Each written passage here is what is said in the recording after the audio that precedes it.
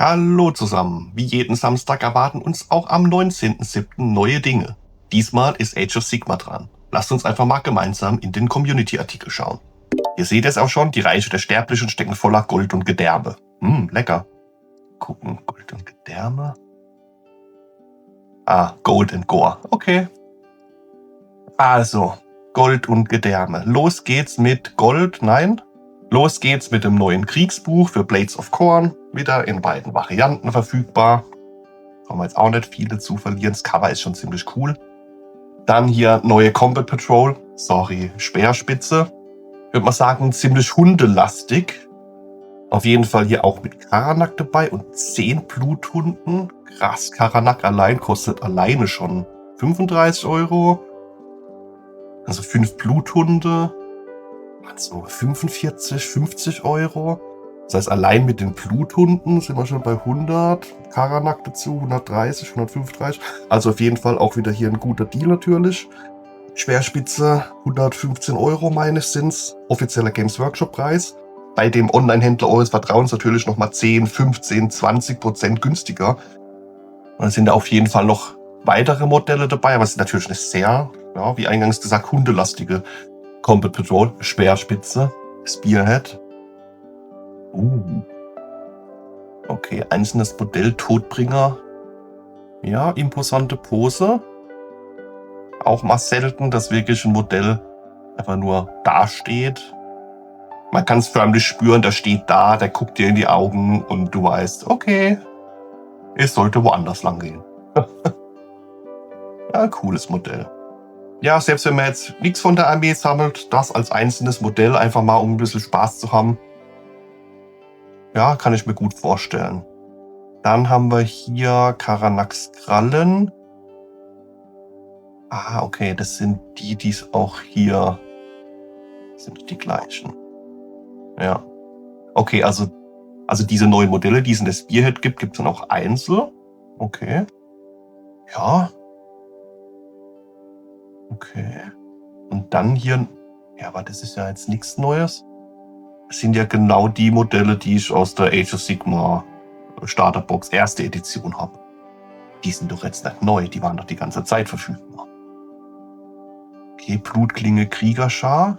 Oh, das sind genau diese Modelle. Ja, da habe ich auch noch nicht alle angemalt. Kann ich hier auch mal einblenden. Steht da etwa ein Kompressor? Gehört meiner Frau. Die war letztes Wochenende bei einer lieben Freundin und hatte einiges Cooles mitgebracht und einiges Cooles gelernt. Aber das ist ein anderes Thema. Wir wollten hier, wo stehen sie? Natürlich fast ganz unten. Na, Tag, raus damit. Ein paar leere Boxen vorbereitet. Und da sind sie doch. Also das sind die Modelle. Age of Sigmar, erste Edition, Starterbox. Schon ein paar angemalt. Sehr viel Spaß gemacht. Sieht man auch in den einzelnen WTF-Shorts immer mal wieder. Finde die Modelle einfach cool. Hier der Standdatenträger. Ja, die haben was, die Modelle. Die machen Spaß. Und dann hier, da habe ich dann die Lust verloren. Mit diesen ganzen Verzierungen, Rüstungsverzierungen, da hatte ich dann keine Geduld mehr. Aber der hier ist auch ziemlich krass. Schädelbestie. Boden ist auch cool geworden. Ja, der hat überall die Schädel seiner Opfer so im Körper eingeschlossen. Hammermodell. Aber okay, zurück ins Studio. Das wollte ich schon immer mal sagen. Ja, vielleicht haben sie das jetzt hier auch einfach nur nochmal aufgeführt, dass das eben auch verfügbar ist für Khorne. Verstehe ich jetzt nicht so ganz. Weil normalerweise machen sie das in den Community-Artikeln und Ankündigungen ja auch nicht. Ich meine, da werden die neuen Miniaturen vorgestellt, die jetzt in die Vorbestellung reinkommen. Und nicht alles, was es für die Armee sonst noch gibt. Deswegen verstehe ich das jetzt nicht so ganz. Vielleicht war das auch mal kurzzeitig nicht verfügbar und ist jetzt wieder da. Zumindest bei den Modellen kommt es mir immer so vor, dass sie damals bei der ersten Edition Age of Sigmar so unglaublich viel überproduziert haben und jetzt immer noch versuchen, die Modelle loszuwerden. Aber ich beklage mich nicht, das sind auf jeden Fall sehr coole Modelle. Sehr cooler Start, wenn man mit Blades of Khorne anfangen will. Finde ich jetzt eigentlich sogar auch besser als Startbox, wenn man mit der Armee beginnen will, als jetzt hier diese Jagdhundebox, Höllenhundebox. Muss man halt auch mögen. Ja, ich bin mir noch nicht sicher, ob ich die Box mag. Okay, aber schauen wir mal weiter. Dann haben wir hier nochmal eine Spearhead. Berühmte Regimenter, die rote Offenbarung. Okay, das ist jetzt nochmal eine andere Combat Patrol, beziehungsweise Spearhead. Wieso kriegen Blades of Khorne jetzt so 3 Startboxen? Ein bisschen bekannt kommen die mir aber auch vor. Vor allem der hier. Suche ich mal raus. Ah, hier Mordpriester. Ja, okay. Weiß jetzt auch nicht, das ist vielleicht auch eine andere Zusammenstellung. Ja, auf jeden Fall große Blades of Khorne Releases, Armeebuch, 3 Boxen, Einzelboxen, auf jeden Fall einiges Neues. Also da kann man auf einen Schlag dann sich eine große Armee Blades of Khorne zusammenbauen, wenn man möchte. Ja, schon cool. Hier natürlich die Schriftrollenkarten und die Würfel. Auch da, wer es braucht. Und dann geht's weiter mit den Gedärmen. Ne, jetzt sind wir bei Gold. Mit den Himmelsherrschern der Karatron. Da muss ich ja ganz ehrlich sagen, ja, auch hier wieder persönliche Meinung natürlich, Disclaimer. Aber hier gibt es natürlich meine persönliche Meinung. Da denke ich immer, Zwerge, Hammer, cool. Ich mag Zwerge, ich liebe Zwerge. Steampunk, auch sau cool. Liebe ich auch. Zwerge plus Steampunk ist gleich mega cool. Habe ich zumindest gedacht. Aber irgendwie springt da der Funke bei mir nicht über.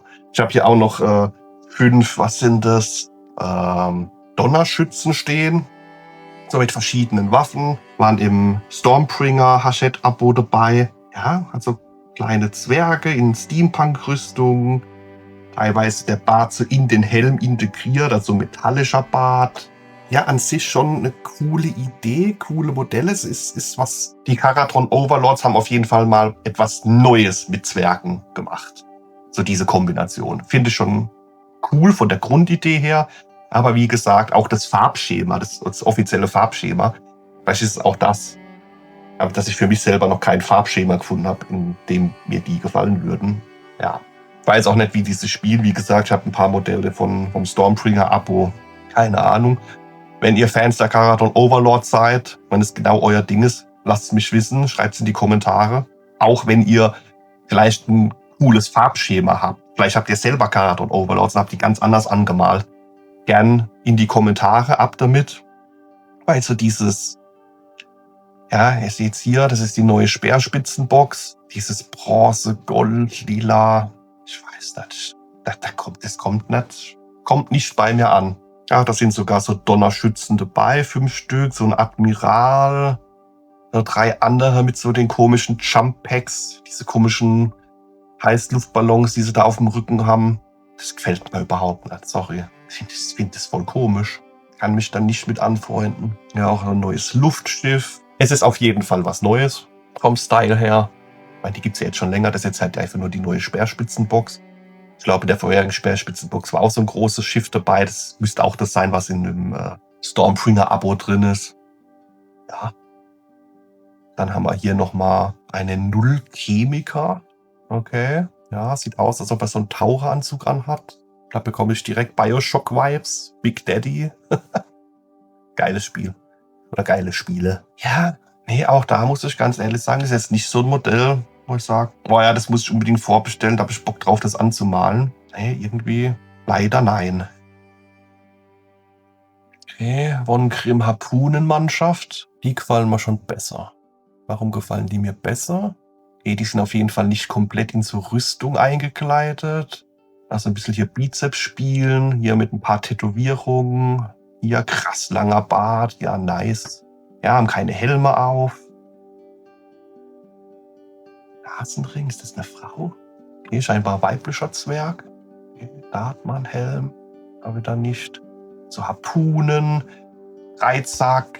Ja, das mit dem Flight Stand hier, das sieht auch seltsam aus. Da finde ich das hier besser gelöst, dass die Waffe im Boden steckt. Ja, also bei den Modellen muss ich schon sagen, die sprechen mich dann schon mehr an. Ich denke einfach nur, weil die nicht so arg in Rüstung eingepackt sind. Krass, was das dann ausmacht. Da kommt irgendwie mehr so dieser zwergische Flair rüber, finde ich. Aber jo. Wie gesagt, hier gibt es viel eigene Meinung. Die kann man auch nochmal optional anders zusammenbauen. Ja. Dann haben wir hier das fliegende Telefonzelle der Zwergen oder ein Plumpsklo, weiß man nicht genau. Dann fliegen hier so die Duftstecker außen rum, damit es gut riecht. Nee, mal Spaß beiseite. Das Endloszauber, habt ihr Endloszauber? Fraktionsgelände. Entrinnen-Dock. Okay. Also für mich sieht das aus wie ein Telefonzelle oder ein Plumpsklo. Aber das ist bestimmt was ganz Cooles. Da können die coole Sachen mitmachen. Ja, lassen wir einfach mal so stehen. Dann haben wir hier nochmal eine Spearhead. Auch hier so berühmte Regimenter. Dreckies Freibeuter. Das Luftschiff, das hat was. So von der Grundform, ja, wie so ein U-Boot. Ja, krasse Verzierung, fette Harpune. Aber auch interessant, Blades of Khorne, viele große Boxen. Hier Kharadron Overlords bekommen auch gleich 2 fette große Boxen. Also für einen Start in die jeweilige Armee, da kommt am Samstag schon einiges. Da kann man, wenn man da noch nichts davon hat, zuschlagen. Hier auch Kharadron Overlords, beide Boxen. Und dann hat man 2 Luftschiffe, kleineres und ein großes. Einige Modelle, also ich glaube, da kann man dann schon gut was mitreißen. Dann gibt es natürlich auch wieder die Data-Sheet-Cards, Schriftrollenkarten, Würfel, Auftragsfertigung, Gelände für Warhammer. Genau, da gab es ja letztens auch die Statue, bei der ich zugeschlagen habe. Wald mit 3 Bäumen, Tempelanlage, also ein bisschen so einen ägyptischen Style. Das wird eher von Stormcast Eternals.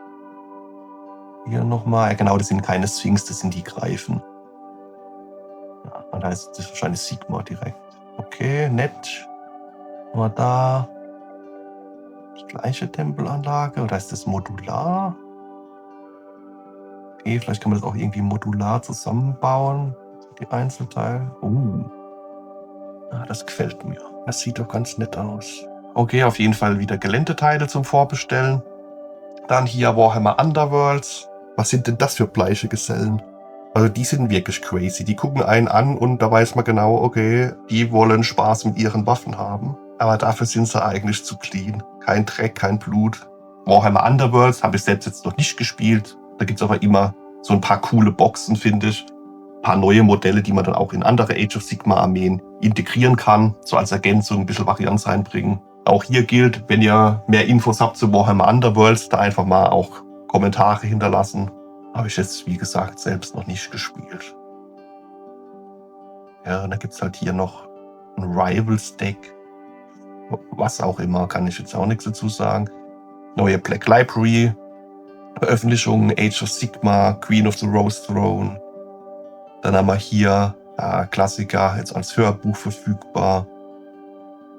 Horus Heresy Novellen. Natürlich einiges. Ja, ich meine, Saturn 9 ist jetzt draußen.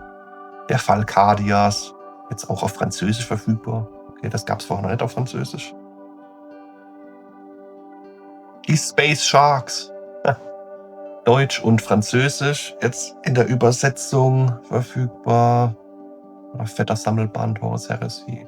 Und dann natürlich, ja, wenn man nicht genug von Warhammer bekommen kann man hier nochmal Geld investieren für Warhammer Plus.